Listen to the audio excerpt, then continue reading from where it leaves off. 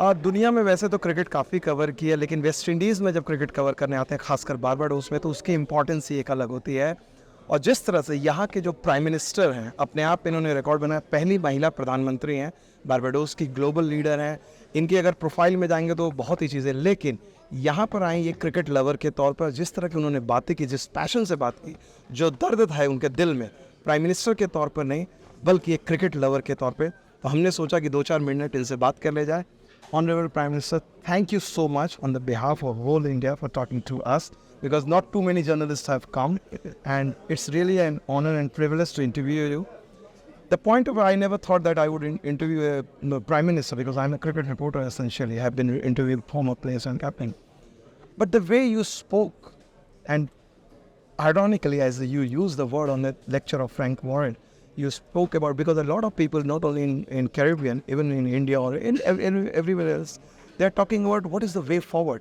Is it the best way to, go separately? Just wanted to know. You mean in terms of what, cricket? Yeah, cricket. When That is what you suggested? That is what you suggested? No, I'm saying that the Caribbean is always strongest when it operates together. Yeah. And regrettably, we have some governance models that promotes the individual territories through their participation. But what we need more than anything else is cohesion, not fragmentation. Okay. What we need is unity, not insularity.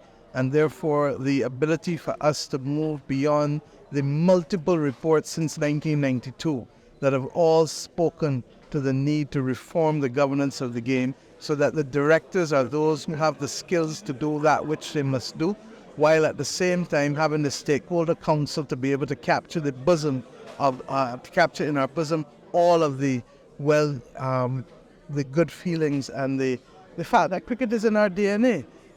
In addition, I've said that we need to have a separate company as the company that is driving the business of cricket, and that company should be the one that, yes, may have CWC as its shareholder, but also should be open to the entire Caribbean public to be able to put their money where their mouth is and to be able to raise the capital necessary.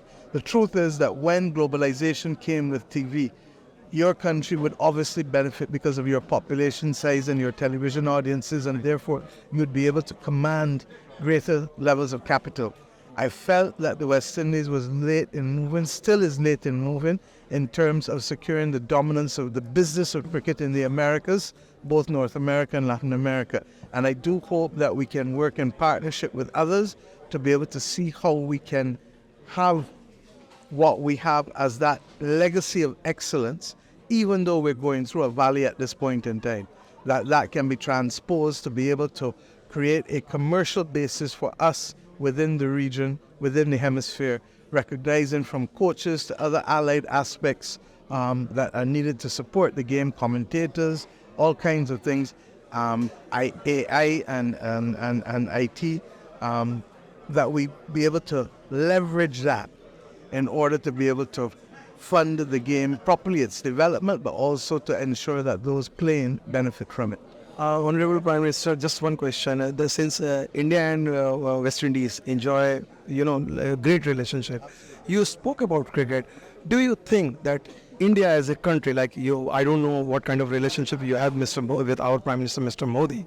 Would you like to, so can you just speak about that, and would you request Mr. Modi to do something, Barbados-India cricket, which can just strengthen that bond? Maybe Mr. Modi might be listening to this. Well, I think that we are going to always, just as there are parts of India that play cricket, there are parts of the Caribbean that play cricket. And whether it is Barbados with a particular area of India, or whether it is India and the West Indies as a whole, the Caribbean as a whole, we believe that there are opportunities. We both have a similar history in terms of colonization, in terms of the English language, in terms of our legal framework, in terms of aspects of our culture. And there are many, many persons who came from East India through the East Indian Corporation, regrettably, as indentured servants in the Caribbean.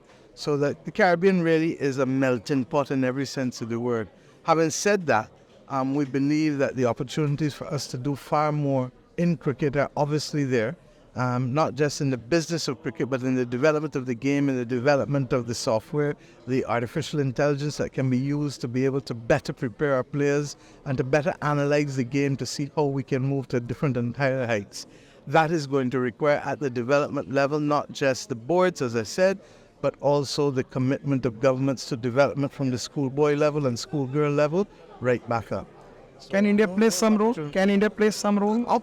Absolutely. Just as we can play a role by working together and recognizing that it is in the development of our people. When these youngsters do well, they become global citizens. And I believe, therefore, that India can play a role by allowing Caribbean youngsters to play cricket at a wider level, just as we did in England in the days, or even a few would have gone to Australia. I believe that there are opportunities equally for us to see how we can partner in the development of the game in other parts of the world. So there are all kinds of opportunities. But the important thing is for us to first want to do so, and then once we do that and have the will, then the rest can come. Thank you so much.